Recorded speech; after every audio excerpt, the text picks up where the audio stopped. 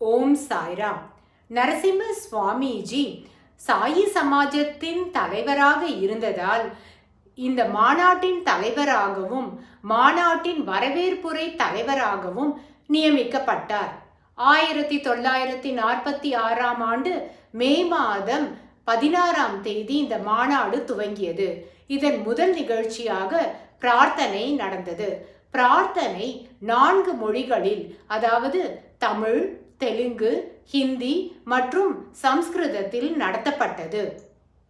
மாநாட்டின் வரவேற்புரையை ஆற்றும் பொழுது நரசிம்ம சுவாமிஜி சமாஜத்தில் உணவு தானியங்கள், மின்சாரம், எரிபொருள், பேப்பர் மற்றும் பெட்ரோல் இவற்றிற்கான பற்றாக்குறை இருப்பதால் அந்த மாநாட்டிற்கு வந்தவர்களுக்கு அளிக்கப்படும் சாதாரண உணவை ஏற்றுக்கொள்ளுமாறு பணிவுடன் வேண்டிக் கொண்டார்.